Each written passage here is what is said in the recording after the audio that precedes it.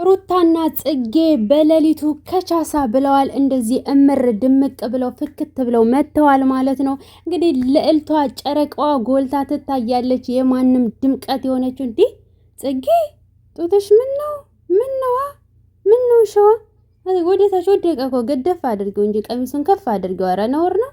ዴን እንኳን ቪዲዮ ልሰራላችሁ እያወራው እያለ ድንገት አይኔ ተወርሮ ሄደ። እንዲ ምንድን ጉድ ነው ብዬ እና ጨረቃዋ እንደምታዩት አምሮባት ድምቅ ብላ ጽጌን ሰርፕራይዝ አድርጋታለች።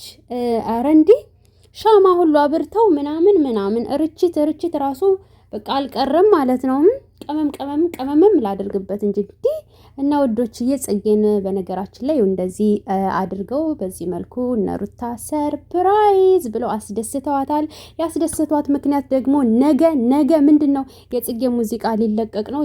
የጽጌ ሙዚቃ እንግዲህ ተቃውሞ ገጥሞታል። ምክንያቱም የሙስሊም ልብስ ወይንም ደግሞ የባህል ልብስ ጀላብያ ወይንም ደግሞ ቶብ የሚባለውን ከነ ጥምጣሙ ግጥግጥ አድርገው ሙዚቃ ሰርታ እንትና ያብ የለበሰው የሙስሊም የባህል ልብስ ነው። ይሄ ሙስሊም የባህል ልብስ ተለብሶ ደግሞ መስጂድ ለመሄድ ለመስገድ እንጂ ሙዚቃ ሊወጣበት አይደለም። ተቃውሞ እየገጠማት ይገኛል። እንግዲህ ትከሰስ አትከሰስ ወደፊት የምናይ ይሆናል። እሱን የሙስሊሞች የእስልምና ጉዳይ ሚኒስተር ነው እንግዲህ እሱን የሚወስነው ማለት ነው። ከዛ በተረፈ ግን ጽጌ ነገ ሙዚቃዋ ሊለቀቅ እና እያጀቧትና ማስታወቂያ እየሰሩ ይገኛሉ። ነገ ኮመንት ጻፉልን። ብዙ የተለፋበት ስራ ነው። ስለዚህ ጽጌ ደግሞ ነገ ሊለቀቅልሽ ስለሆነ እንኳን ደስ አለሽ ብለው ኬክ ቆርሰው እንደምታያቸው በዚህ ሁኔታ አክብረውላታል፣ አስደስተዋታል፣ ሰርፕራይዝ አድርገዋታል ማለት ነው።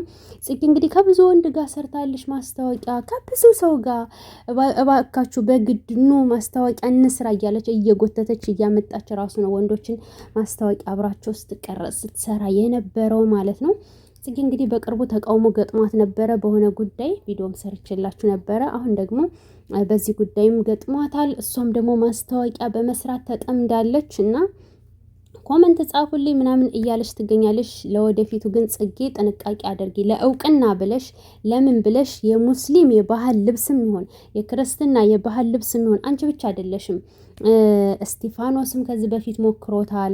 ያ ደግሞ ማን የሚባል ወይኔ ስሙ ጠፋብኝ። በእናታችሁ አሁን እሱን ዩቲዩብ ድረስ ሂጄ ሰርች አድርጌ እስከማይ ድረስ እንትን ከምል እሱ ልጅም እንደውም ቅድም ኮመንት ላይ እየጻፉ ነበር። ወይኔ ስሙ ጠፋብኝ በእናታችሁ። እሱ ልጅም ሰርቷል። ያሬድ ነጉ።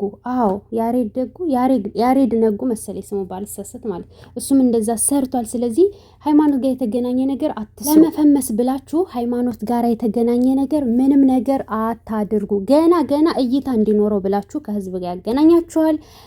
የእህትነት ምክሬ ነው። በተረፈ ሩታዬ አምሮባታል።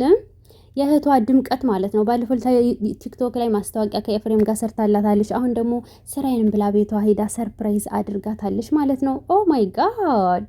እና ሩትዬ እንደምታያት አምሮባታል። በተረፈ ወዳችኋለሁ። ሰብስክራይብ አድርጉኝ። 4 ሰው ነው የቀረኝ 8000 ልንገባ።